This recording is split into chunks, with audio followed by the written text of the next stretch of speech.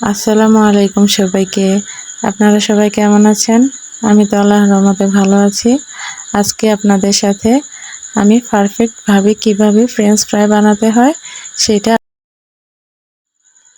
আমি প্রথমে আলুগুলোকে কেটে নিয়েছি, তারপর ভালোভাবে পরিষ্কার করে ধুয়ে নিয়েছি। এভাবে লম্বালম্বিভাবে কাটবেন, তাহলে আলু ভালো করে সিদ্ধ হয়ে যাবে।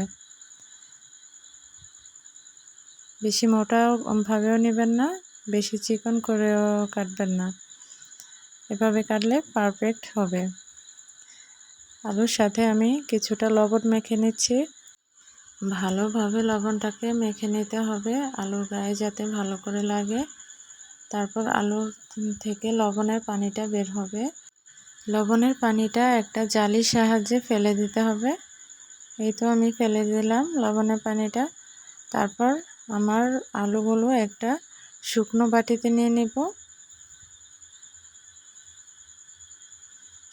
আমি একটা শুকনো বাটিতে নিয়ে নিলাম আলুগুলো। এখন কিছুটা ময়দা দিয়ে এটাকে ভালো করে কোট করতে হবে, যাতে সবগুলো আলুর গায়ে ময়দাটা ভালোভাবে লেগে যায়। এভাবে ময়দাগুলো দিবেন উপর থেকে, দিয়ে দুই হাত দিয়ে ঘুরিয়ে ঘুরিয়ে এভাবে কোট করে নেবেন, আলুগুলো গায়ে লাগিয়ে নেবেন। তারপর আমি একটা ফ্রাই প্যানে কিছুটা তেল দিয়ে দিলাম। একটু বেশি করে তেল দিতে হবে, ফ্রেঞ্চ ফ্রাই ভাজার জন্য বেশি করে তেল দিতে হয়। আর চুলার আঁচটা একদম লো করে দিবেন। তেলটা যখন হালকা গরম হয়ে আসবে তখন আপনি আলুগুলো তেলের মধ্যে দিয়ে দিবেন।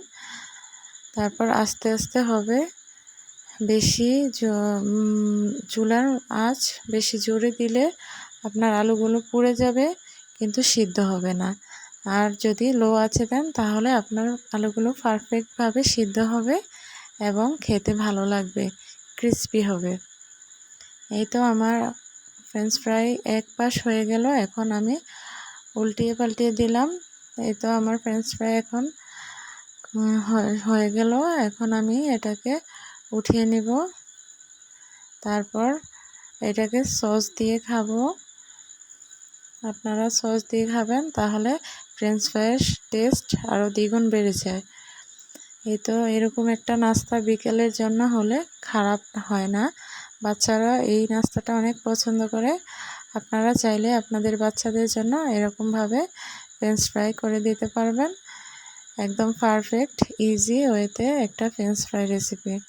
ইনশাল্লাহ আমাদের জন্য দোয়া করবেন, সবাই ভালো থাকবেন।